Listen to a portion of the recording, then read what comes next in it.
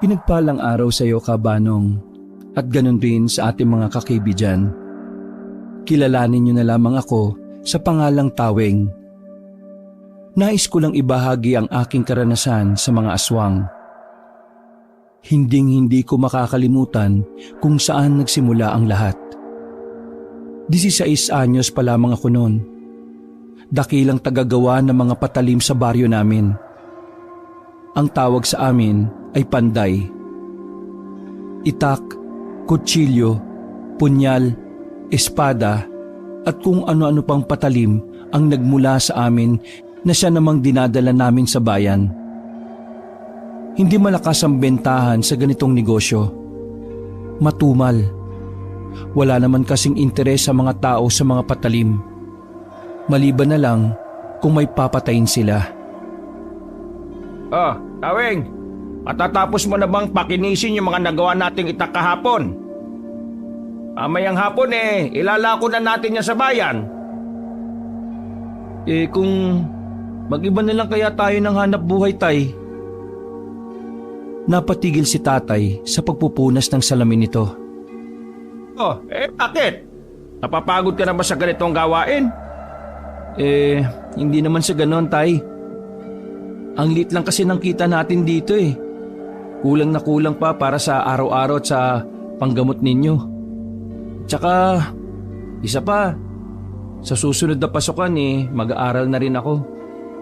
Hindi naman natin pwedeng asahan ang paglalabadan ni Nanay. Malit lang din naman ang kitaan dun. Alam mo, Taweng, hindi natin pwedeng itigil ito.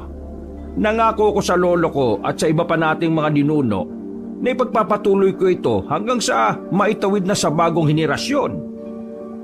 Kung nalilitan ka sa nakukuha natin dito, pwede ka namang maghanap ng ibang trabaho. Hindi naman kita pipigilan. Malaki ka na. Kaya mo nang magdesisyon sa buhay mo. Kaya mo nang mabuhay mag-isa. Tay, pinapalayas niyo na ba ako? Di naman. Ang gusto ko lang sabihin nasa tamang edad ka na para sa mga bagay na dapat ikaw na ang nagdidesisyon. Tandaan mo lang na dapat nasa tama ka palagi, anak, ha? Ito namang tatay ko na to, kung makapagsalita, akala mo naman parang nasa pelikula. Yung tipikal na matanda na lolo ng lahat. Ay nako, magtigil ka nga. Anong sinasabi mong lolo ng lahat? Bata pa ako, no? Paano? Mukha ka ng 60, Tay. Nagtawanan na lamang kaming mag-ama. Kahit medyo naghihikaho sa buhay, masaya at magiliw naman ang pamilya namin. Kahit nagipit madalas, hindi nila pinababayaan kaming dalawang magkapatid. Kinagabihan, inutusan ako ng tatay ko na pumunta sa bukirin. May bukirin kasi sa amin na kung tawagin ay bukid ng Diyos. Ibig sabihin, walang nagmamay-ari nun kundi Diyos lang. Lahat ng tanim na naroon ay maaring kumuha ang kahit na sino. Kumbaga sa Ingles, charity ang tawag doon. Kasama ko si Ramses noong mga sandaling yon. Ang kapatid kong ampayat-payat dahil sa kakamaryang palad niya. Mula kasi nung matuli ay inaraw-araw na niya nung gumaling yon. Kuya, sigurado ka ba dito? Wala tayong magagawa, no? Utos ni tatay. Kailangan natin kumuha ng ampalaya, kahit 2 o 3 ampalaya lang daw. Kainis naman, Itlog na may ampalaya na naman kasi yung ulam, Kaunti na lang magiging mapait na dugo ko, Dami mong reklamo. Lakan mo ginagawa sa buhay. Pinatahimik ko na siya nang matanaw na namin ang bukid ng Diyos. Kinakabahan din ako noon, Kabanong. Kahit kasi libre lang ang makukuha ng mga gulay at prutas doon, delikado pa rin dahil sa merong sawa na gumagala sa mismong bukid. Pinaniniwalaang doon na nakatira ang sawa. Biruan nga na matatanda, ang sawa na yon ang siyang tumukso kay Eva. Tinatawag din nilang si Satanas ang ahas na naroon. Uy, huwag ka maingay, baka maramdaman tayo ni Satanas. Bakit kasi hindi na lang alisin ng Diyos yung ahas dito eh? Bukid niya naman to, di ba? Kapag inalis niya ang ahas, magiging mapangahas sa mga tao at baka maging sakim lahat. Ay naku, daming paliwanag. Tara na nga kuya, lumapit na tayo dun. Huwag kang ngang mauna, ako na. Ilang sandali lang, nasa tapat na rin kami ng bukid ng Diyos. Sakto naman na nasa tapat na rin namin ang mga tanim na ampalaya. Hindi na ako nagdalawang isip pa.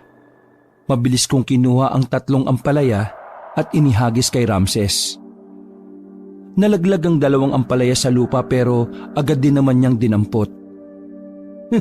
Hindi marunong sumalo ang putik. Buwang ka pala eh, sabay-sabay mong inagis eh. Bumalik na ako kay Ramses. Aalis na sana kami nang biglang naramdaman namin na nasa paligid na ang sawa. Kuya, sa likodan mo! Nanginginig pa ang tinig ni Ramses noon kaya humarap na rin ako. Nanlaki ang mga mata ko nang makita ang isang sawa. Nasa aktong lilingkisin na niya ako nang biglang kumidlat sa harapan ng sawa. Dali-daling gumapang ang sawa paalis. Sandali naman akong natulala. Muntikan na rin kasi akong tamaan ng kidlat. Kuya, ayos ka lang? Sayang naman. Sira ulo to. Anong sayang ang pinagsasabi mo? Muntikan na nga akong tamaan ng kidlat eh. Sayang ka pa dyan. Napatingin kami sa lapag kung saan eksaktong tumama ang kidlat. Umuusok pa yon. Nagtaka kami nang may makita kaming isang bagay na naroon. Nang lapitan namin, napagtanto namin na yung pala ay isang espada. Nagbabaga pa yun nang makita namin. Medyo tabingi din ang hulmahan. Hindi namin alam kung galing ba yun sa kidlat o nandun na yun bago pa tamaan ng kidlat. Ang alam lang namin ay parang kakaiba yun. Kumuha kami ng tubig sa malapit na ilog at binuhusan namin ang espada. Nang maging malamig na yon, ay saka ko yung kinuha. Tara, umuwi na tayo. Pakita natin to kay tatay. Nagmamadali kami makabalik. Pagkakita ni tatay sa daladala ko, maging siya ay namangharin. Ang ganda kasi ng disenyo ng espada, Kabanong. Kahit kami, hindi namin kayang magdisenyo ng ganon. Detalyado ang mga guhit at mga baybayin na nakasulat doon. Hindi pang karaniwan ng espadang to ah. Saan to galing? Muntikan kasi akong malingkis ni Satanas eh. Buti na lang, biglang kumidlat sa harapan namin. Doon sa kinidlatan, biglang nandun na yan. Palagay ko tay, galing yan sa Diyos eh. Kung galing pala ito sa Diyos, hala, Tawing, pandayin mo na. Ayusin mo yung pagkakatuwid ng espada. Medyo baliko oh. Baka para sa'yo talaga to. Ha? Ano naman ang gagawin ko rito? Ang iwa mo na sibuyas at bawang. O kaya pang-ahit mo sa bigote ni Papa. Anahimik ka nga. Kung wala kang magandang sasabihin. Teka, ano ba talagang gagawin ko dito? Kapag natuwid mo na yan, itago mo muna anak. Baka magamit mo yan sa tamang pagkakataon. Tamang pagkakataon? Anak, kaya alagaan mo yan. Kaloob yan sa iyo ng Panginoon. Maraming araw pa ang lumipas. Madalas kong titigan ng espada na nakuha ko. Iniisip ko palagi kung saan ko ba siya pwedeng gamitin. Hindi naman pwedeng pangtabas ng damo kasi meron naman kaming itak. Hindi rin naman pwedeng pangtaga ng tao. Wala naman akong kaaway. Hindi rin naman pwedeng pang-ahit sa bigote ni tatay kasi nag-aahit siya palagi at may labahas siya. Nakatingin lang ako sa dingding, Kabanong, kung saan nakasabit ang espada habang nakahiga ako sa papag. Kahit na anong gawin kong pag-iisip, wala akong maisip kung para saan ba yun. Kinagabihan, tahimik lang kaming nagluluto sa bakuran namin. Magkakasama kaming 3 ni tatay at ni Ramses. Habang si nanay naman, ay naggaganchilyo. Gumagawa siya ng basahan na maaaring maibenta. Ramses, bakit pa ang payat mo kahit ang lakas-lakas mong kumain? Ikaw na nga umuubos ng totong sa kaldero eh. Tay, pinapanatili ko lang yung ganitong katawan para sa diet ko, no? He, sira ulo. Mukha ka na nga mamamatay eh. Itigil mo na kasi kakatitig mo sa picture ni Maui Taylor paggabi. Naintindihan ko na. Ayos lang yan, Ramses, anak. Kasama sa pagbibinatayan. Pero dapat hindi sobra ha. Nakakatuyo ng utak yan. At dapat si Rosana Roses. Tinapi ko si Papa. Uy, marinig ka ni nanay dyan. Dadampi na naman sa mukha mo yung kaldero, Tay. Sandali kaming natigilan sa pag-uusap nang makarinig ng mga sigawan sa labas. Mga taong natataranta. Kahit ilang metro ang pagitan ng bahay, dinig na dinig pa rin namin sila. Oh, ano na naman ba yung ingay na yon? Gabing-gabi na.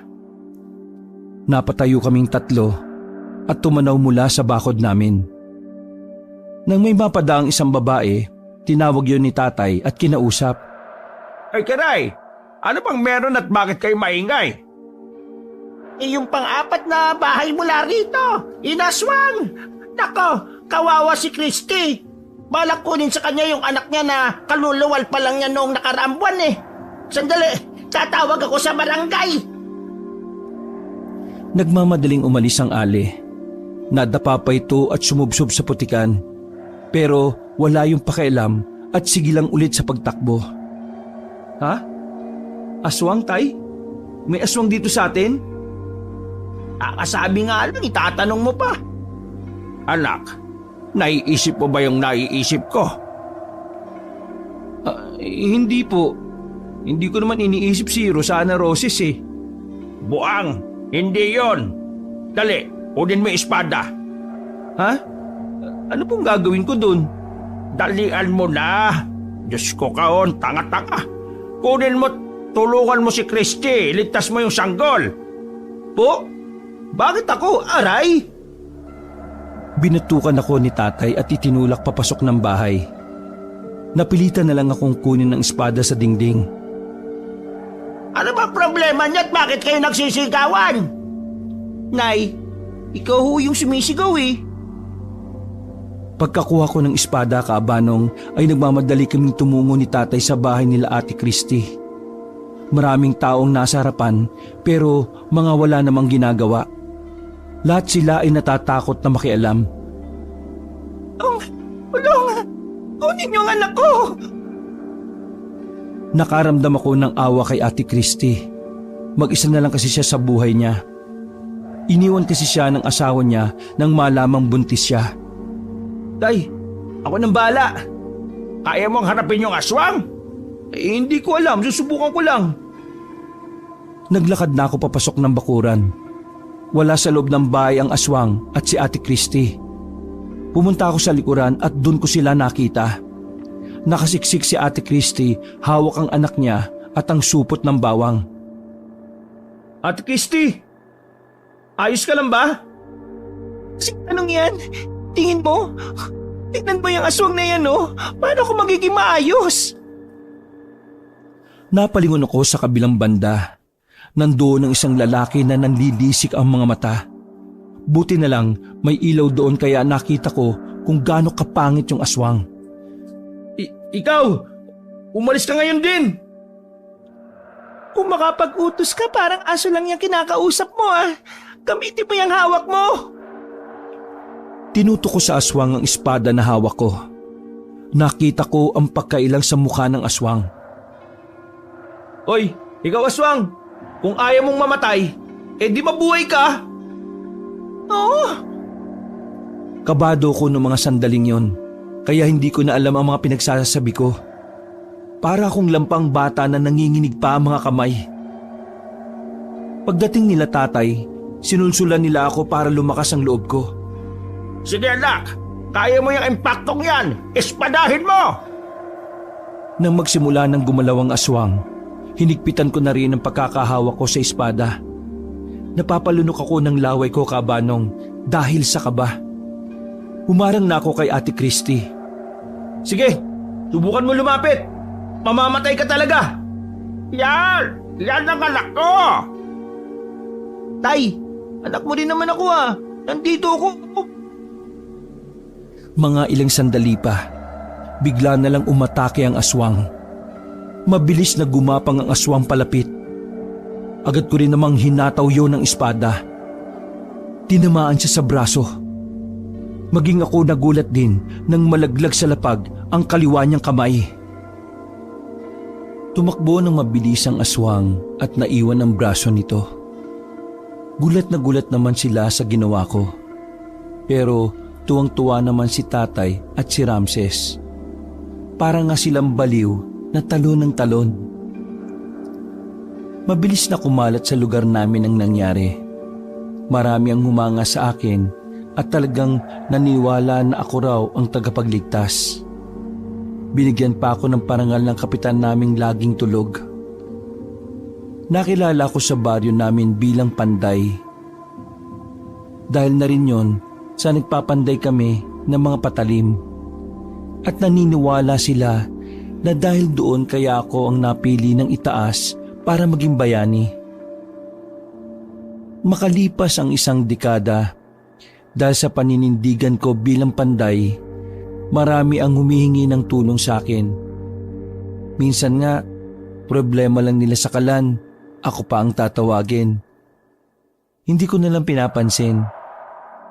Ang misyon ko lang ay ilayo ang baryo sa kapahamakan na dulot ng mga masasamang elemento.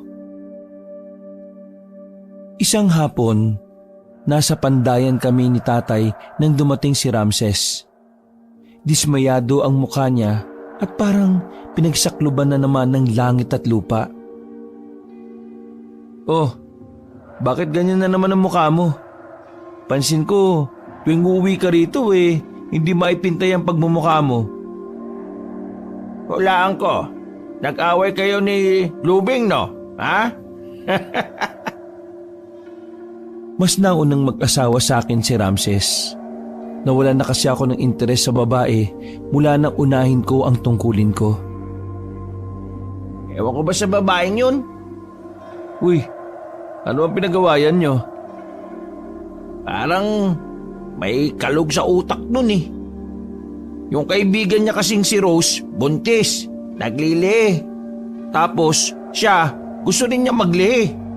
Sabi ko sa kanya, magbuntis siya sa akin para makapaglihi siya. Aba nagalit. Nagmamadali daw akong magkaanak. Siya itong siraulo Maglilihi hindi naman siya buntis, di ba? Pambihirang babae yan. Dinaig pa ang nanay niyo sa kapraningan si nanay niyo dati naglili lang sa mangga. Pero ang kaiba doon, dapat yung mangga ninakaw ko daw sa kapitbahay. Si Ramses ang pinagbubuntis niya malamang. Teka sandali lang. May sasabihin nga pala ako. Diba buntis yung kaibigan ni Luming, si Rose? Oh, ikaw ang ama nun. Buang, hindi. Si Rose, ilang gabi na palang inaaswang. Kinausap ako ng asawa niya. Nakikiusap sa akin na tulungan mo raw sila. Nababahala sila kasi ilang gabi na pala yun. Bakit ngayon lang nila sinabi? Mga pasaway. Tatapusin lang namin ni tatay itong pinapanday namin.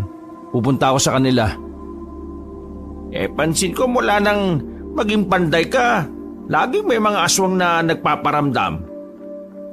Buti nga mga inutil ang mga aswang Kasi kung matalino sila, hindi na sila rito mga aswang kasi nandito ako. Ramses, mabuti pa tulungan mo nanay mo sa pagluluto. Kanina pa bunganga ng bunganga yun Minadali na namin ni tatay ang pagpapanday. Gabi na rin kaming natapos. Nagpaalam na kami ni nanay na lalabas. Siyempre, kung ano-ano na naman ang sasabihin sa amin. Puro sermon. Pero sa huli, papayag din naman pala. O sige, mag-ingat kayo ha. Mga tanga pa naman kayo minsan. Hahalik pa sana si tatay sa kanya pero tumalikod na si nanay. Nagpunta na lang kami sa bahay ng buntis na si Rose. Kasama nito ang asawang si Ronald. Naabutan namin silang dalawa na naglalagay ng mga pangontra sa tapat ng pintuan nila. Magandang gabi sa inyong dalawa. Ako nga pala si Taweng, ang kilalang panday sa baryo natin. Nakarating sa akin ang problema ninyo eh. Gusto kong tumulong sana. Ay nako, maraming salamat sa iyo, Taweng. Sa totoo lang, nung nakaraan pa ako nababahala eh. Hindi lang kasi isa yung aswang, dalawa sila. Ano? Dalawa? Ay nako. Ganun ba? O sige, huwag na kayo matakot. Ako nang bahala. Pero kung pwede lang eh, dito muna kami sa inyo. Magbabantay kami sa aswang. Walang problema. Kilala ko naman tong si Ramses eh. Pinapasok na muna nila kami sa loob ng bahay nila. Habang nagkakape kami, may mga naamoy akong malalansa. Mga bakasyon ng aswang. Mga amoy na naiwan nila sa bubong at sa paligid ng bahay. Para sa kaalaman ng lahat, Kabanong, mula nang maging panday ako, lumakas ang pangamoy ko, pati na rin ang pakiramdam. Tao pa rin naman ako pero masasabi kong kakaiba ko sa lahat. Eh bakit ngayon lang sinabi? Eh nung nakaraan pa kayo inaaswang. Eh di sana napalayas kagad natin yung mga aswang na yon. Eh pasensya na. Wala pa kasi kaming pambayad nung nakaraan eh. Sa lahat ng tagapagligtas, ako lang yata ang nagpapabayad. Kailangan din kasi namin ng ikabubuhay. Isa pa, hindi na ako nag-aral para gampanan ang pagiging panday. Wala naman sigurong masama kung maningil ako. Hindi naman gaano kamahal. Eh hindi naman ako agad naniningil eh. Pero ngayon, intindi na lang natin ang aswang. Nasisiguro kong dadalaw yun ngayong gabi. Pagdating ng 10:00 ng gabi, nanahimik na rin kaming lahat. Humiga na ang mag-asawa sa papag nila. Doon ang pwesto na laging tinatapatan ng aswang sa bubong. Kaming tatlo naman ay nasa gilid lang, nakabantay sa kanilang dalawa. Hindi naman yata darating yung mga aswang eh. Nung oras na oh. Huwag kang apurado, mahaba pa ang gabi. Eh wala ka bang nararamdaman? Wala pa, kaya kumalma ka lang dyan. Naghintay pa kami ng ilang minuto. Mga ilang sandali lang, narinig ko nang may tila naglalakad sa taas. Magaan lang ang paa, kaya alam kong nakaanyong hayop pa ang aswang na yon. Sinenyasan ko si tatay na maganda. Kaso, tulog na pala si tatay. Kaya hindi ko naginising. Binigyan na lang ni Ronald ng unan. Huwag kayo matataranta. Kumilos lang kayo gaya ng ginagawa nyo kapag kayo lang yun nandito. Tumango lang si Ronald bilang pagsang-ayon. Ramses, dito ka lang. Bantayan mo sila ha. Saan ka pupunta? Lalabas. Titingnan ko sila sa taas.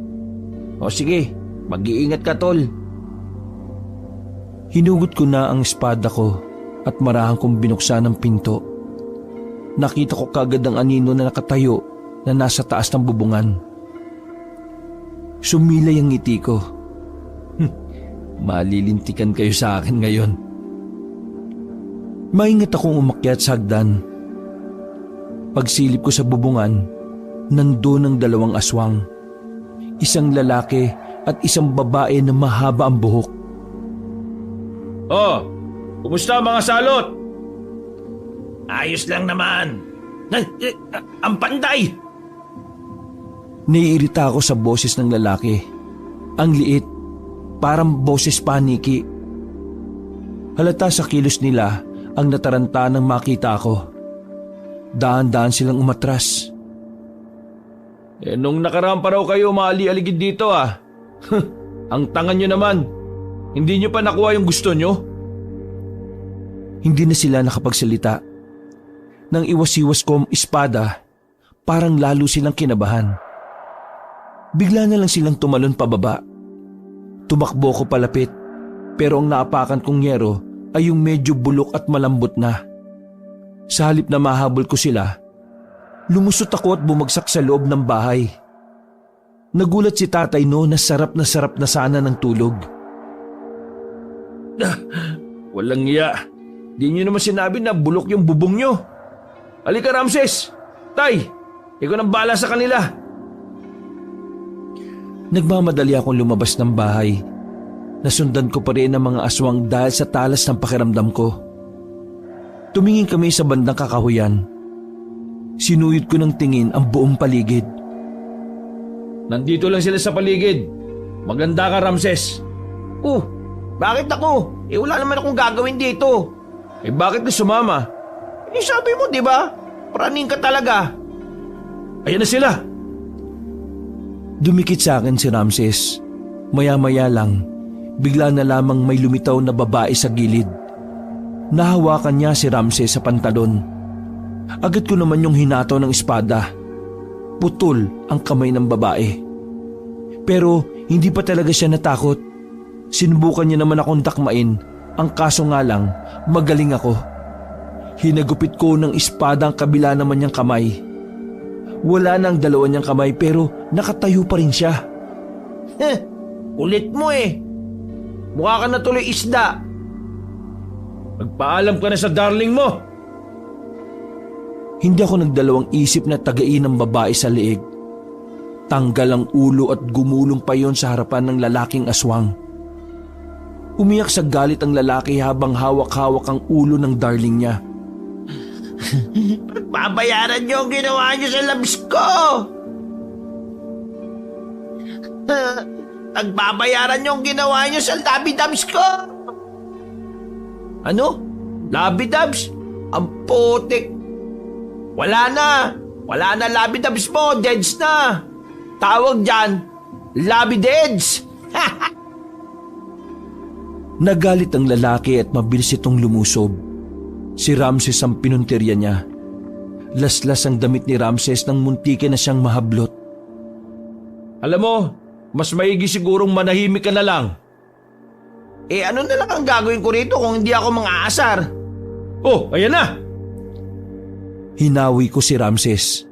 Sa lakas ng pagkakahawi ko ay nasadsad pa siya sa lupa. Hindi siya natamaan ng aswang. Medyo naiinis na ako noon kasi atake atras ang estilo ng aswang. Nagsagawa ako ng matinding konsentrasyon. Winasiwas ko ang espada ko sa hangin. Nang maramdaman kong aatake na siya, sinakto ko ang paghagupit ng espada ko. Tinamaan ng lalaki sa tagiliran. Walang kahirap-hirap na nahati siya sa dalawa. Pero hindi doon matatapos ang lahat. Nakakagalaw pa rin siya kasi nga aswang kahit nakalahati lang yon. Kaya ang ginawa ko kabanong, tinaga ko ang aswang sa leeg. Tanggal din ang ulo niya na gumulong pa sa ulo ng kanyang asawang babae. Muntik na magkis yung mga ulong pugot oh. Sayang! Huminga na lang ako ng malalim. Medyo kakaiba kasi ang mga aswang na yon kumpara sa mga naunang aswang na nakalabang ko. Mas mabibilis sila. Oh, tara na. Balikan na natin sila para sunugin na rin itong mga katawan ng aswang. Pagbalik namin sa bahay ni na Ronald, tulog pa rin pala si tatay. Hindi pa siya magigising kung hindi sisigaw si Ramses. Ano ba? Bakit kasi may sigaw? Buwang ka ba? Tay, tapos na misyon natin dito. Napatay na ni kuya yung aswang. Tulog ka ng tulog dyan. Ha? Talaga? Bakit hindi niyo ako ginising? Diba kasi kasama mo na si Rosana Roses sa panaginip mo eh. Nakakaya namang mang-istorbo. Lumapit sa akin ang mag-asawang Ronald at Rose. Inabot nila sa akin ang bayad nila. Maraming salamat ah. Hindi namin alam ang gagawin kung wala ka, Tawing. Napakahusay mo talaga. Sana huwag ka munang mamatay. Kasama din ako dun kanina, no? Maraming salamat din sa iyo, Ramses. O paano? Mauna na kami. Susunugin pa namin yung bangkay ng 2 aswang eh. Yung bubong nyo, pasensya na ha. Ay, huwag ka mag-alala. Binawas ko na sa bayad ko yung nasira mong bubong namin. Ha? O sige. Okay lang. Napapailing na lang ako ng mga sandaling yan, Kabanong. Samantala, kinuha ko ang lighter ni tatay. Binalikan namin ang mga bangkay ng aswang at saka namin sinunog. Tay, pahirap na kalaban ng mga aswang na nakakaharap ko. Palagay ko, mas marami pang mas delikadong aswang ang makakalaban ko sa susunod na mga buwan eh. Ganyan talaga kapag panday. Habang dumadami ang panalo, mas magiging mahirap ang mga susunod na laban. Kaya muna tayo. Nagugutom na ako eh. Oh, di ka ba uuwi sa inyo? Di binato na naman ako ng kawali kapag umuwi ako. Bukas pa lalamig ang ulo ni Luming. Kaya bukas pa rin ako uuwi. Siguraduhin mo lang kasi baka mamaya sumugod na naman sa bahay ang babae na yan. Nako, baka magpang-abot ang nanay mo at saka yung si Luming. Pareho pa namang praning ang mga yun. Bago kami umuwi, Kabanong, sa amin, ay dumaan muna kami sa parisan nila Aling Annabel.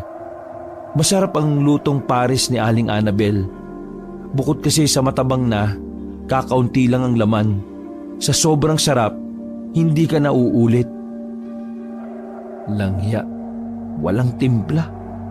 Ayaw ko na rito sa susunod Hoy, pera gaba. 5 araw makalipas ang pagpatay ko sa 2 mag-asawang aswang. Isa na naman panibagong tip ang nakarating sa akin. Ayon kay tatay, may natuklasan daw ang mga magsasaka na isang pamilya ng aswang sa labas ng baryo namin. Ang sabi-sabi pa ng mga magsasaka, mukhang may kaya sa buhay ang mga aswang.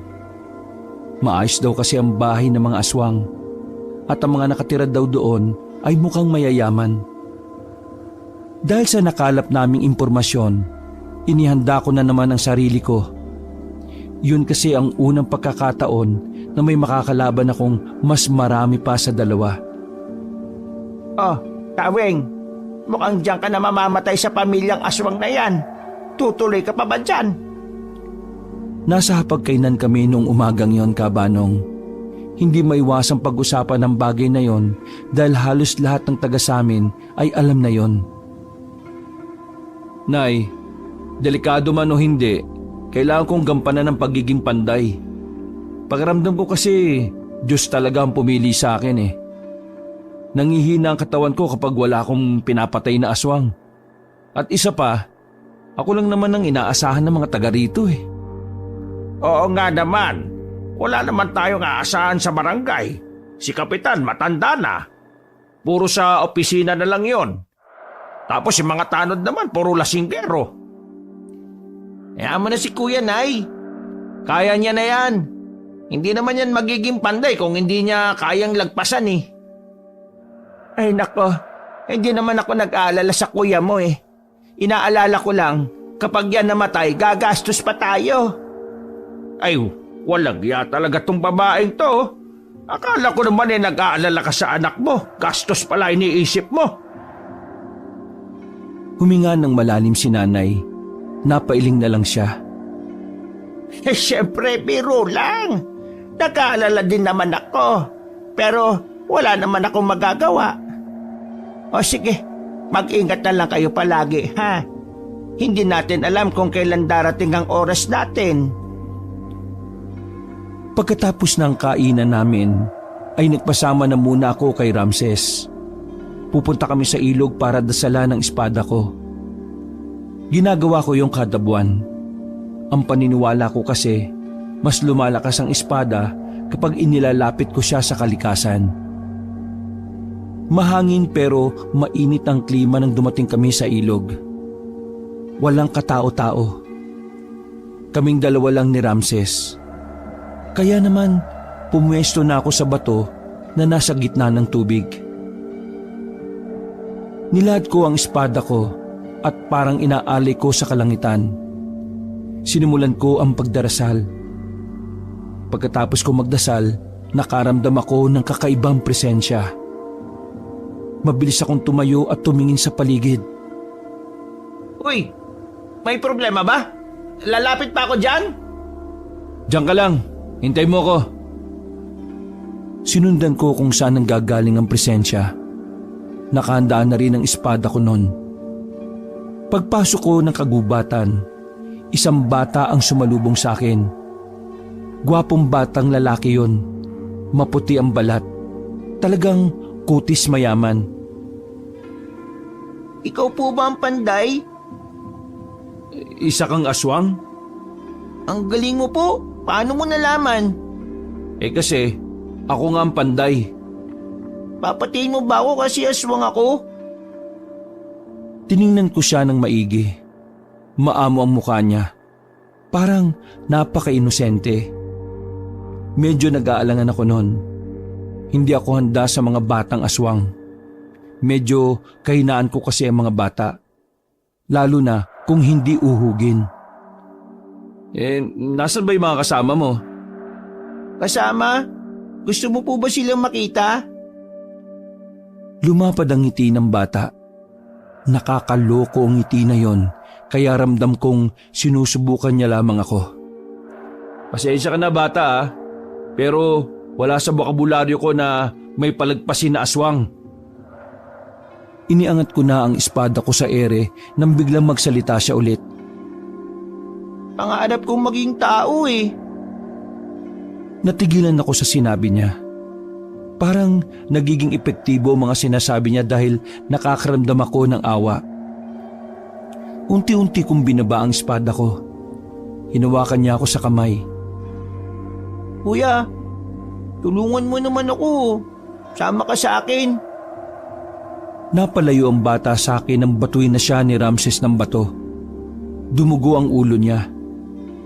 Huwag kang makikinig dyan, kuya. Nililin lang ka lang yan.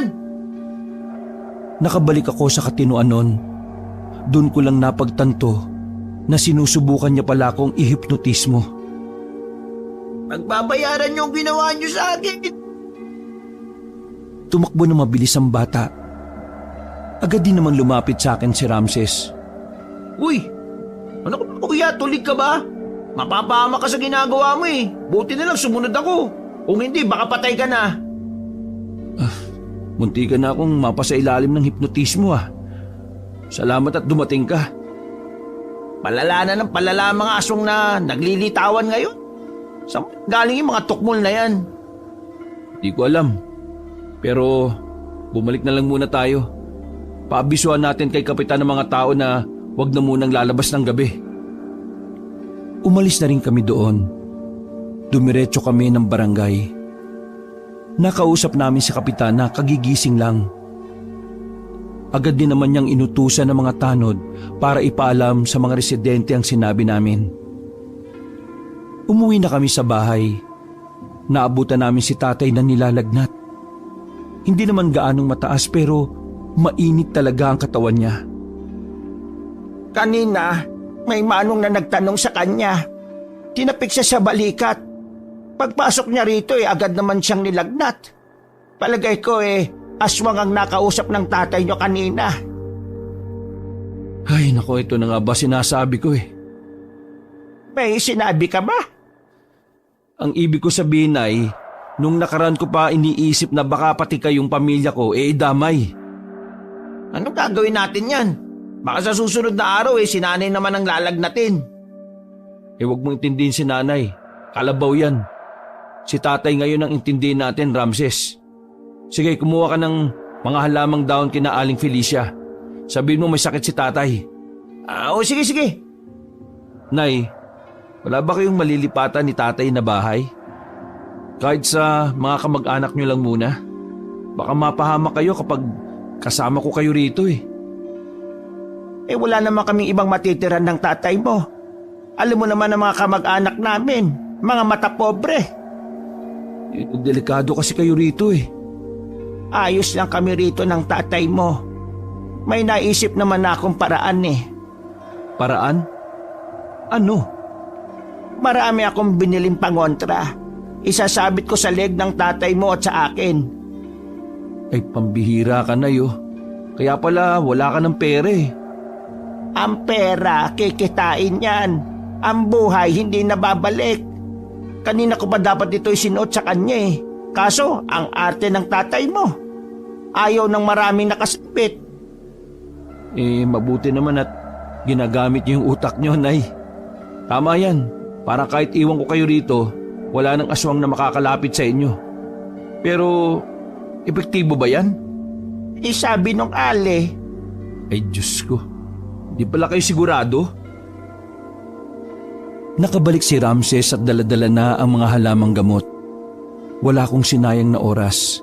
Ginawa ko ang sinabi ng dating albularyo na matanda na nakausap ko.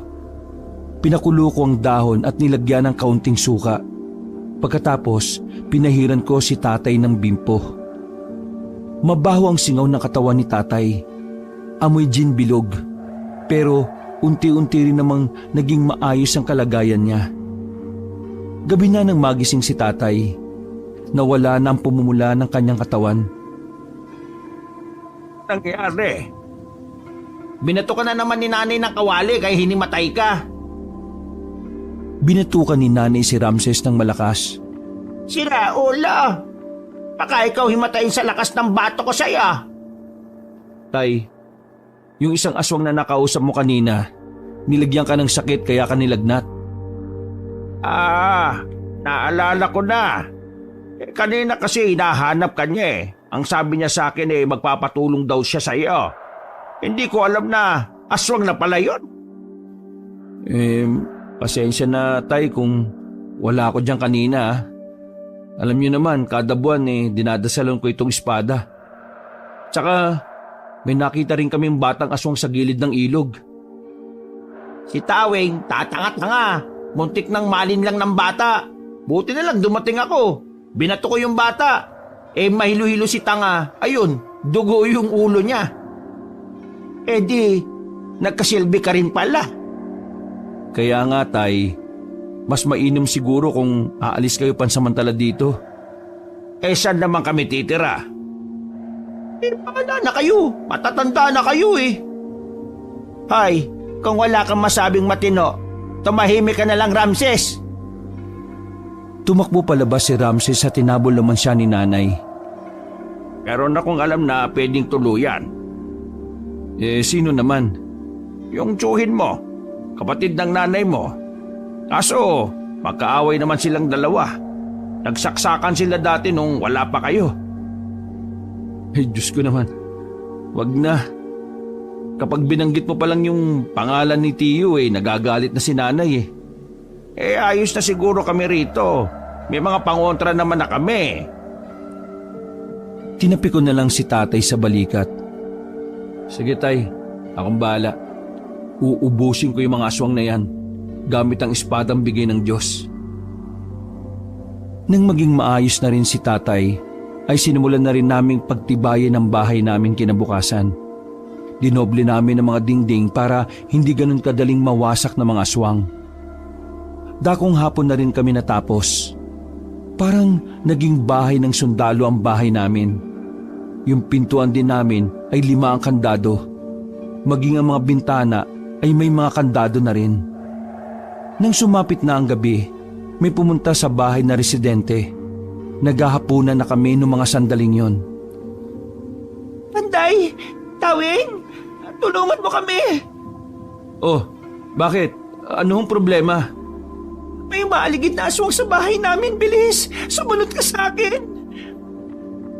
Tumayo ako't dinampot ko ang espada sa dingding. Sumunod din naman kaagad sa akin si Ramses. Sinundan lang namin ang babae. Malapit na kaming lumabas sa baryo, kaya huminto ako. Teka sandali, nasaan ba talaga yung bahay niyo? Huminto ang babae at dahan-dahang lumingon. Wala pa rito. Sundan niyo lang ako. Tumigil ka! Akala mo hindi ko alam na aswang ka? Pinahanga mo ako. Totoo nga ang sabi nila. malakas ang pakiramdam mo? Sige nga, kung talagang malakas ang pakiramdam mo, ilang kaming nandito ngayon? Bigla ko nalang naramdaman na parang ang daming aswang ang nakatago sa mga puno. Kuya, akala ko ba isang pamilya lang? Bakit parang ang dami naman nila? Abay, malay mo, malaking pamilya sila. Naku po, nalinti ka na. Muli kong pinagtuunan ng babae.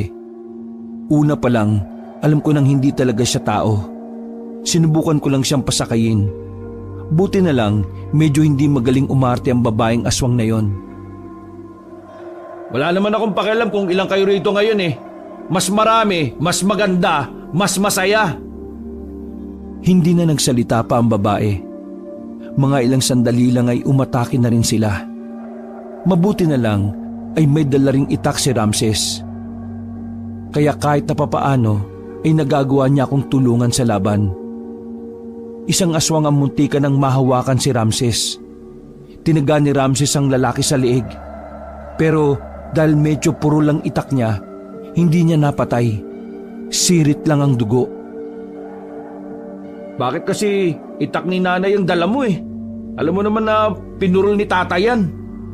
Ano naman? Nakasugat pa rin naman ako, di ba? O sige na, maganda ka. Hindi papatalo yung mga yan. Kuya, itabi mo, ako na! Huwag kang ang bida-bida dyan. Marami yan, no? Magtiwala ka lang! Uy, gagi! Munti ko na naman siyang mahablot ng isang aswang nang dahil sa kayabangan niya. Tinulak ko na muna siya sa gilid. Ikaw ang tumabi. Ako na. Kumentra ka na lang kapag alanganin na ako. Winasiwas ko na sa hangin ng espada ko. Naglabasan ng iba pang aswang na nagtatago. Sa palagay ko, kabanong, nasa 8 sila kasama na roon ng babae. Kuya, palo yan ha! Huwag kang tatanga-tanga, pakiusap lang! Hoy Ramses, ako ang panday sa baryong ito. At ako ang pinili ng Diyos. Isa-isa ko silang pinagtatataga. Bawat tamaan ng espada ko ay nangingisay. Nagulat ang babae sa ginawa ko. Bakas na rin sa mga kilos nila ang takot. Pero ganun pa man, talagang hindi sila umaatras. Ayaw nila akong lubayan. Kaya naman mas ginalingan ko pa ang pakikipaglaban. Hanggang sa 2 na lang silang natira. Sabihin nyo nga sa akin, kabilang ba kayo sa pamilyang aswang na sinasabi nilang lahat? Wala kang pakialam kung oo o hindi. Huwag ka mag-alala. Alam ko naman kung saan ang bahay nyo eh. Naghihintay lang ako ng tamang pagkakataon. Kapag nalaman ko kung sinong pinuno nyo, mauubos ang lahi nyo. Kasama ng tinuturing yung pinuno. Hindi mo siya mapapatay. Hindi mo nga alam na nandito lang din siya sa mismong baryong ito eh. Nandito lang din siya sa mismong baryo? Matagal na. Bago ka pa naging panday. Sa kakaisip ko nang sinabi niya, hindi ko na namalaya na inatake na ako ng isa pa niyang kasama. Ito namang si Ramses, lutang na naman. Wala man lang nagawa nang makalmot ako sa balikat. Makulit ka! Nag-uusap pa kami! Tumakbo ito palapit sa kinalalagyan ng aswang na isa. Walang pagdadalawang isip ko siyang hinataw. Tinamaan ang leeg niya, dahilan para gumulong ang ulo nito sa lupa. Nagulat ang babae sa ginawa ko. Ikaw, sunod ka na! Kahit patayin mo ako, hinding-hindi mababago ang balak nila. Malapit na. Malapit na siyang magbalik. Sa kabilugan ng buwan, ang pinuno namin ay magbabalik na. Magiging anyong tao na siyang muli. At Ang daldal mo! Nahati ang katawan niya sa kalahati. Agad din namang lumapit si Ramses sa akin. sabi ko na nga kayang-kaya mo yun kahit wala na ako. Ramses, maganda ka. Oh, bakit? Ano na naman ang naisip mo? Pupuntahan natin ngayon yung bahay ng pamilyang aswang. Baliw!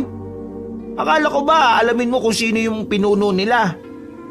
Napagtanto ko, mas mainam na ubusin na natin agad ng mga alalay para pinuno na lang ang problema. Umuwi na muna tayo. Ipaalam natin kina nanay at tatay. Umuwi nga kami sa bahay. Parang wala lang nangyari. Bumalik kami sa pagkain. Hinihintay kasi kami ni nanay at tatay. Nay, ang dami mo namang nilagay na pagkain sa plato namin ni Ramses. Ganyan mo ba kami kamahal? Mga loko. Baka kasi mamatay na kayo mamaya. Yan ang tinatawag na Last Supper. Sa gagawin nyo kasi, para na rin kayong binitay. Sigurado ka ba anak? Kuta ng mga aswang yon. Hindi yung basta-basta lugar lang. Nay, tay, kailangan kong gumalaw. Pakiramdam ko gusto ng Diyos na gawin ko ito. Ginagamit ako ng Diyos laban sa kasamaan. Kaya huwag kayong mag-alala. Kasama namin ang Panginoon. Hindi naman ako nag-aalala sa iyo Taweng. Nag-aalala ako rito kay Ramses. Marunong bang lumaban yan? Hala, masyado mo yatang minamalit ang katapangan ko, Nay Katapangan ka dyan. Takot ka nga sa ipis. Basta, gusto ko nang mag-ingat kayo palagi ha. Hindi ko kayo pipigilan kung yan talaga ang misyon na bigay sa iyo ng Diyos. Sige po, pangako, makakabalik kami ng buhay. Kaso nga lang kabanong, hindi kami natuloy ni Ramses na umalis. Nagtay kasi kami ni Ramses dahil sa luto ni nanay na gata. Samantala, kinaumagahan ay nagkalat na naman ang mga tsismosa sa labas. Pinag-uusapan nila ang mga naiwang bangkay ng mga aswang sa kalye. Nakalimutan kasi namin ni Ramses na sunugin ang mga yon. Pagsapit ng tanghali, sumama ako kay tatay. Pupunta kami sa bayan para dalhin ang mga pinanday namin. Makalipas kasi ng ilang araw, sa wakas ay may nagka-interes na ring bumili. Tay, malayo pa ba tayo? Naglalakad kami sa gilid ng kalsada sa bayan. Mabigat ang mga bitbit namin kaya ako na lang halos ang nagbitbit ng lahat. Nakikita ko na yung maliit na tindahan. Ayun Tara, lumapit tayo ron. Paglapit namin ay tinulak ni tatay ng marahan ng pinto. Pagpasok pa lang namin ay nakita na namin ang iba't ibang espada, itak, kutsilyo at punyal na nakabalandra lang sa mga dingding. Kolektor pala ng mga patalim ang pagbebentahan namin. Sinalubong kami ng isang matandang lalaki na uugod-ugod na. Isang malaking karangalan na makabili ng patalim mula sa panday ng Baryo Magsilang. Ako ay tagahanga mo, iho. Naku, nakakatuwa naman kayo. Si Mang Elmer, matagal na yung kolektor ng mga patalim. Sa katunayan, hindi lang naman ang obra maestra nyo ang dahilan kung bakit ko kayo pinapunta rito. Ano po? Taweng, isa rin akong panday noong panahon ko.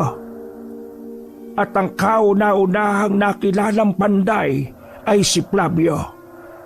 Nagkatinginan kami ni tatay at bahagyang kinagulat namin ang sinabi niya. Talaga po? Teka, nasaan ang espada niyo? Ngumiti ang matanda sa amin. Nasa iyo na. Ito? Itong nasa likod ko? Kada henerasyon ay pinapasa-pasa lang yan. Kapag natapos na ng isang panday ang misyon na inilaan sa kanya ng Diyos, mawawala ang espada. Ipapasa ito sa susunod na henerasyon para sa panibagong misyon. Ang ibig sabihin mawawala din ito sa akin? Hindi ko ito pagmamayari? Umiling si Mang Elmer. Babalik sa normal ang buhay mo kapag natapos na ang lahat. Ang may iwan lang sa puso't isipan mo ay ang mga alaala at ang kabutihan na ipinagkaloob sa iyo ng Diyos. Ganun po ba? Sayang naman. Akala ko akin na itong magandang espada na ito. Huwag kang manghinayang. ang iligtas sa mga tao ay isa ng magandang parangal mula sa itaas. Ay, siya nga pala. Sumama kayo sa akin. Nauna nang naglakad ang matanda. May tungkod na ito at bahagya na ring nakayuko. Pumasok kami sa isang lumang silid. May lamesa sa gitna na napapalibutan ng maraming libro. Ilapag mo riyan ang espada mo. Bakit po? Ano pong gagawin nyo? Malakas ang pinuno ng mga aswang na makakalaban mo. Ako bilang dating panday. Ako ang magbibigay ng huling dasal para lumakas pa ang espadang ito. Sa kasalukuyang lakas kasi ng espada mo, hindi niya mapapatay ang Panginoon nila kahit anyong hayop lang siya ngayon. Huling dasal? Bakit huling dasal? Dahil ang huling dasal, yun na ang bukod tanging dasal na makakapagpaunlad sa kanya. Wala nang iba pa. Sinenyasan na ako ni tatay. Dahan-dahan kong inilapag ang espada ko roon. Lumapit naman agad si Mang Elmer. Hinawakan niya ang espada. Nagulat ako nang sugatan niya ang palad niya gamit ng espada ko. Maya-maya lang, narinig na lang namin ni tatay na pabulong siyang nagdarasal. Ang tagal ng dasal na ginawa niya. Umabot yata kami ng halos 45 minutos. Pagkatapos niyang dasalan, huminga siya ng malalim at saka nito ibinalik sa akin ang espada. Ipahinga mo ang sarili mo, iho. Linisin mo ang utak mo. Kailangan mong mag-relax bago mo ito hawakan. Umupo ka. Kalma ka lang. Dahan-dahan akong umupo sa upuan na nasa gilid. Maya-maya lang, inabot niya na rin sa akin ang espada. Nakaramdam ako ng kakaibang bigat sa espada, Kabanong. Para siyang may kuryente na hindi ko maipaliwanag. Ang nararamdaman mo ay ang tunay na kapangyarihan ng espadang ito. Kinikilala ng espada ang dugo mo bilang panday. Tay, totoo nga. Parang mas gumaan ang pakiramdam ko. Ang pakiramdam ko ngayon kaya ko na silang ubusin ng walang kahirap-hirap. Kapag nakaharap mo na ang pinuno ng mga aswang, huwag kang magdadalawang isip na paslangin siya. Nasa kamay mo nakasalalay ang kaligtasan ng buong baryo ninyo. Tumango na lang ako nang may ngiti sa muka. Sobrang gaan ng kalooban ko. Parang may kakaibang enerhiya na nagmula sa espada na siyang lumipat sa katawan ko. Pagkatapos namin doon, ay lumabas na rin kami ni tatay. Masasabi kong malaki talaga ang naitulong ni Mang Elmer. Napansin ko rin na parang may nagbago sa disenyo ng espada. Dahil siguro yun sa ginawa ni Mang Elmer. Pag-uwi namin sa baryo, may problema na naman akong inabutan. Napadaan kasi kami sa barangay ni tatay. Bangkay ng isang lalaki ang nakita namin doon. Pagkatingin ko, naramdaman ko kagad na aswang ang gumawa nun. Naiwan pa ang amoy ng aswang. Pero ang mas malala, pinatay ang lalaki kahit tirik daw ang araw. Ilan sa mga tricycle driver ang nakakita. Narito na ang panday. Matutulungan na tayo ng panday. Panday, tulungan mo kami. Mukhang kumakalat na ang mga aswang. O sige na, kumalma na kayo. Pangako ko sa inyo, ibabalik natin ang kapayapaan sa ating baryo. Higit pa rito ang mga taong umaasa sa iyo, anak. Kaya gawin mo kung anong nararapat. Mabuhay ang panday! Nagsigawan ng buong baryo ng mabuhay. At may isang taga-baryo pa ang kumanta. Panday, panday, panday! Panday, panday, panday! Bago kami umalis sa barangay, ay kinuha na rin ang bangkay ng lalaki. Umuwi na lang muna kami sa amin. naabutan namin si Ramses na nasa banyo pa rin. Langya ka, Ramses. Umalis kami kanina, nandiyan ka. Ngayon, nandiyan ka pa rin? Diyan ka na ba natulog? Nasira yata yung tiyan ko eh. Pambihira. Mahina. Gaya mo ko sa'yo. Panday ka eh. Nasaan ba si nanay? Naglabada pa sa katabing baryo. Tatayo na sana ako sa kinauupuan ko nang bigla na lang akong kabahan. Napahawak ako sa dibdib ko. O anak, bakit? Masakit ba puso mo? Tay, bigla akong kinabahan eh. Si nanay, baka nasa alanganin siya. Hindi na ako nagsayang ng oras, Kabanong.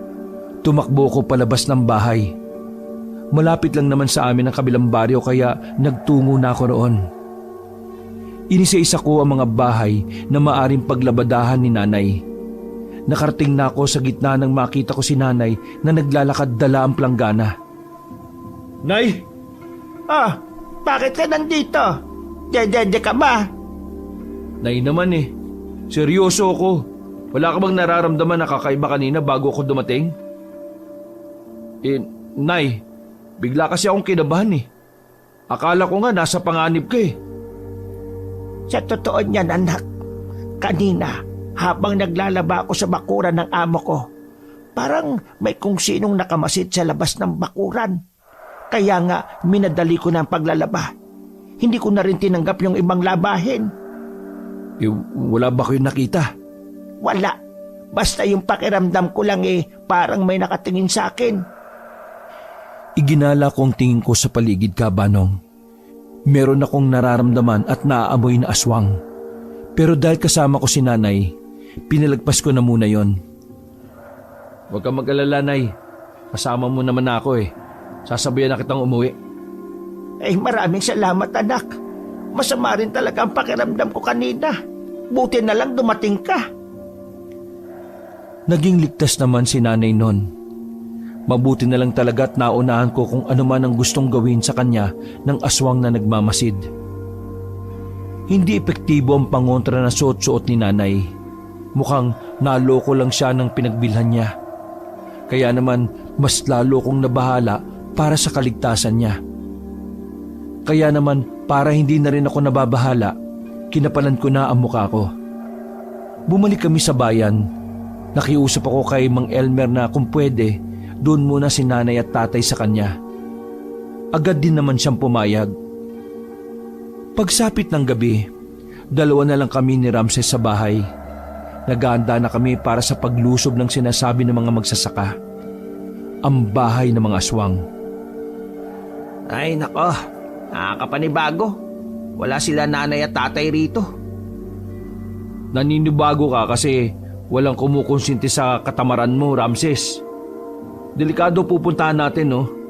Pwede namang hindi ka na sumama. Ayaw ko rin namang mapahamak eh. Sus, nabibigatan ka lang kamo, yun ang sabihin mo.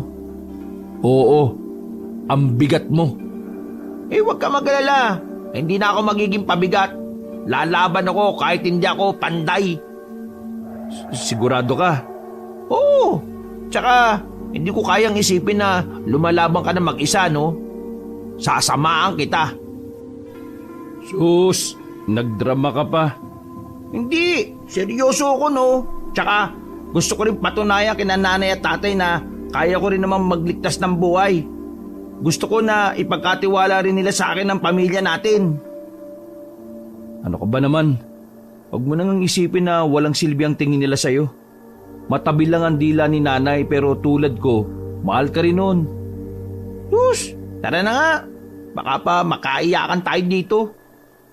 Sigurado ka ba na hindi ka na nagtatae? Hindi, pero bahala na. Kinuha na ni Ramses ang itak niya. Sa pagkakataong yon, Kabanong, ay itak na ni tatay ang dala niya.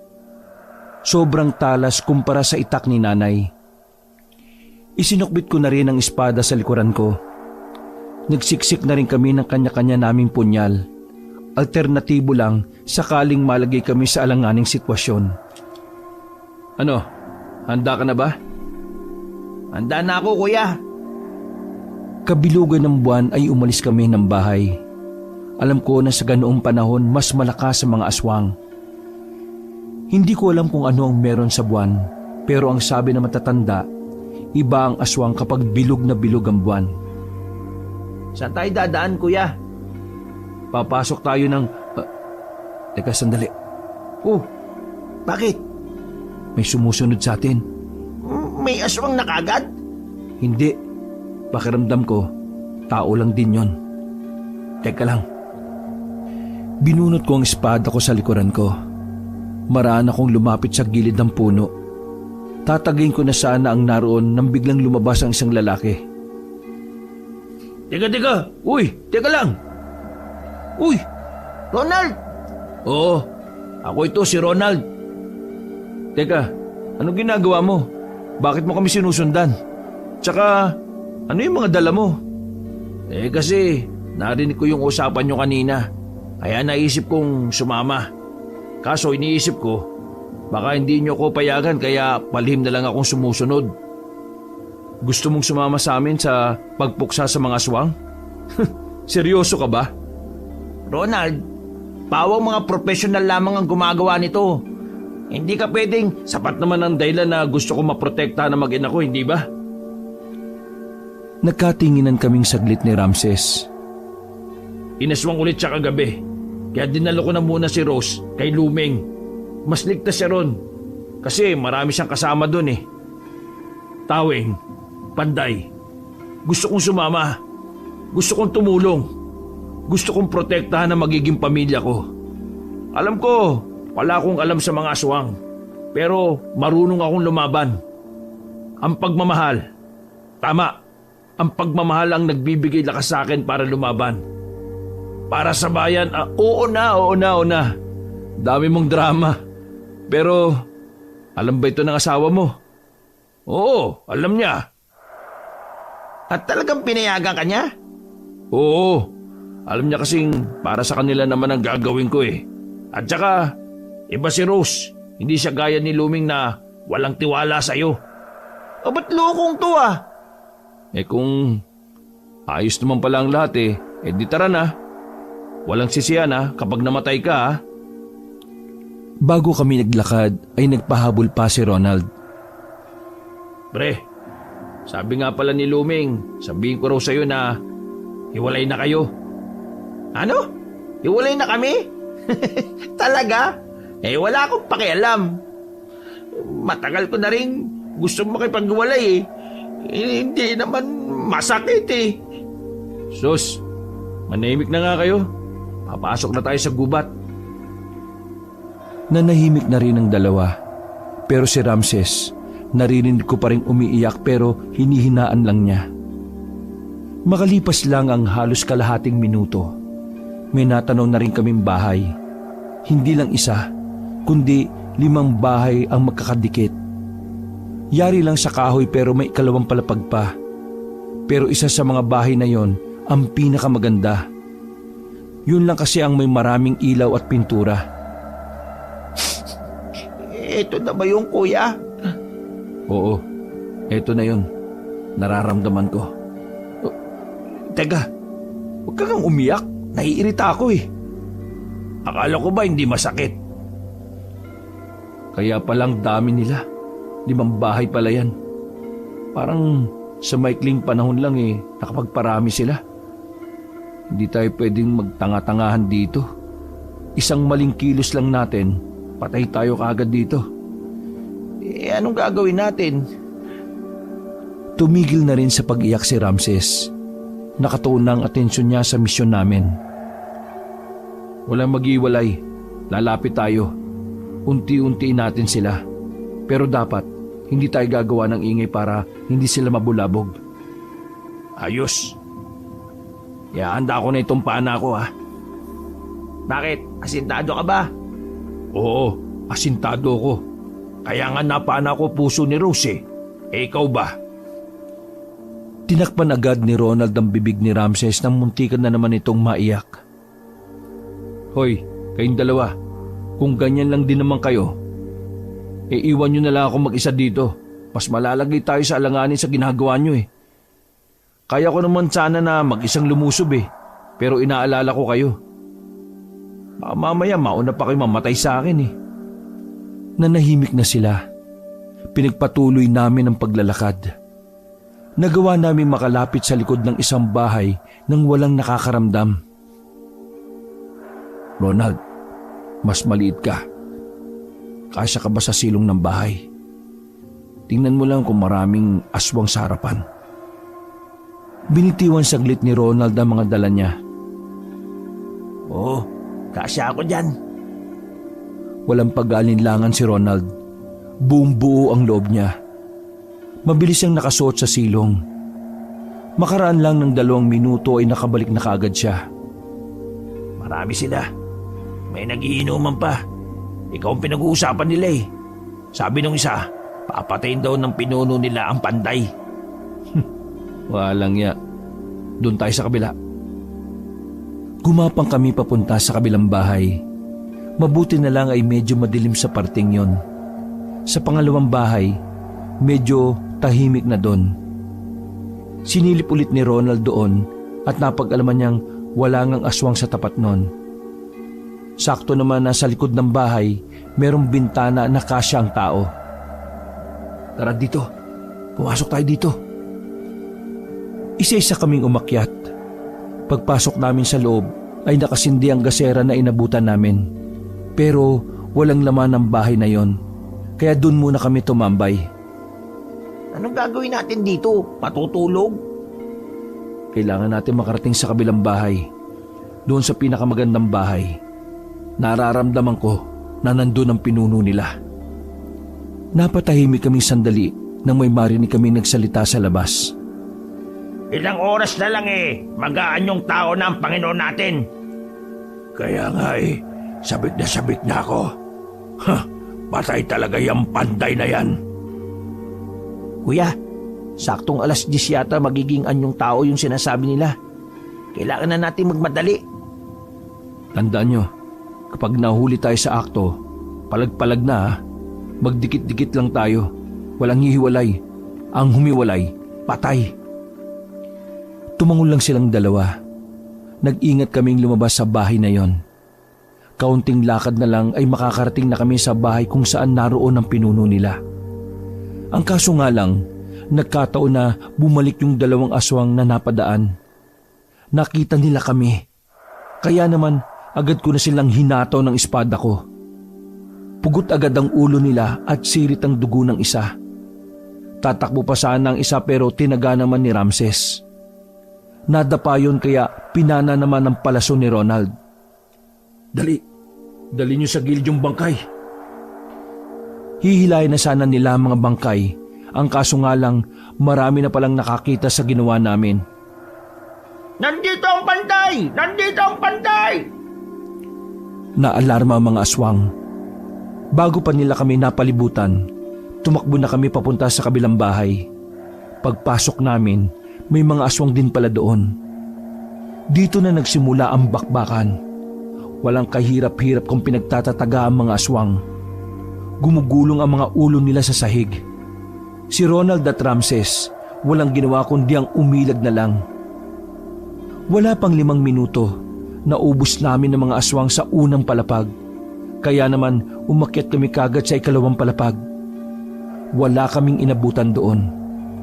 Bababa na sana kami nang bigla namang may nagpasukang aswang sa mga bintana.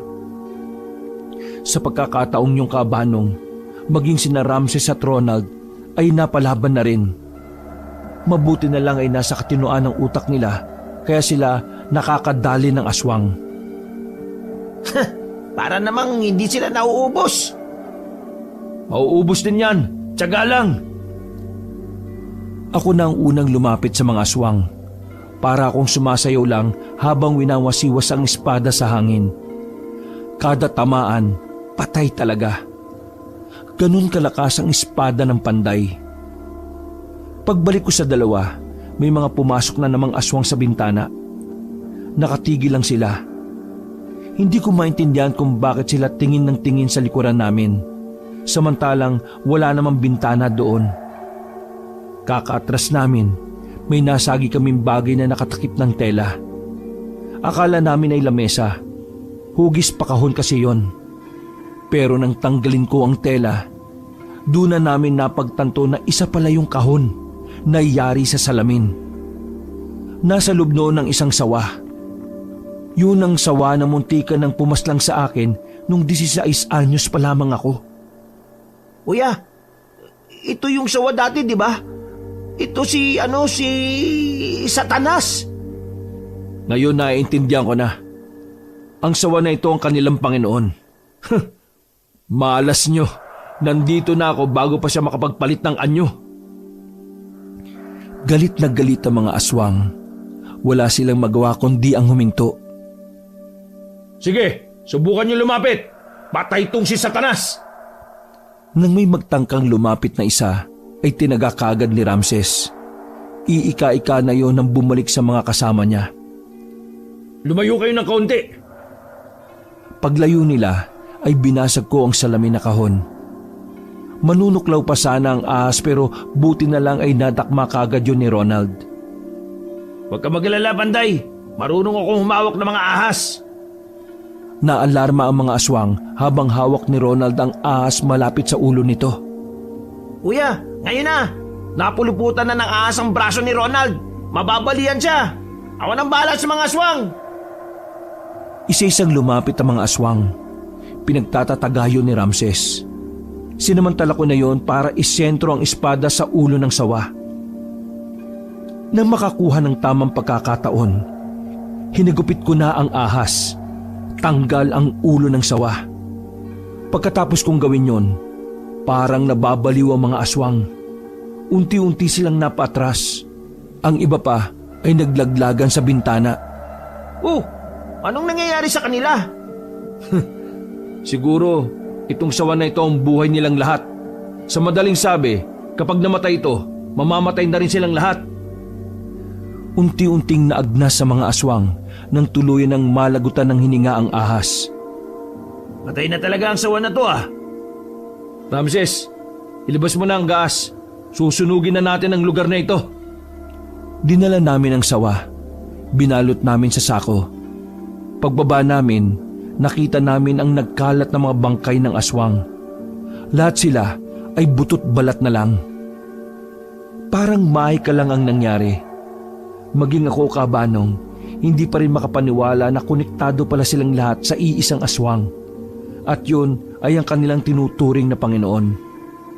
Niliyaban namin ang buong lugar. Lahat ng naroon ay naabo. Masaya namin binalita sa baryo namin na nagtagumpay kami sa misyon namin. Tuwang-tuwa naman ang mga residente. Sa pagkapanalo namin ay muling naibalik ang kapayapaan sa lugar. At dahil natapos na ang misyon ko, isang umaga ay gumising na lang ako na wala na ang espada. Napangiti na lang ako noon. Kinuha na kasi yun ng Diyos at tanda ng ipasa sa susunod na henerasyon. Samantala, nagkabalikan si Luming at Ramses. Si Ronald naman ay kinilalang bayani rin. Kinatuwa din naman yon ng asawa niyang si Rose. Ako, wala pa rin akong asawa kahit ilang taon na ang lumipas dahil hinihintay ko kung sino ang magiging bagong Panday. Naging normal na ang buhay ko noon kasama ang mga magulang ko at nag-iisang kapatid. Nawala man sa akin ang lakas at kapangyarihan, mananatili naman sa puso ko ang kabutihan na naidulot ng pagiging Panday. Wakas. Pinagpalang araw sa iyo, Kabanong, at ganun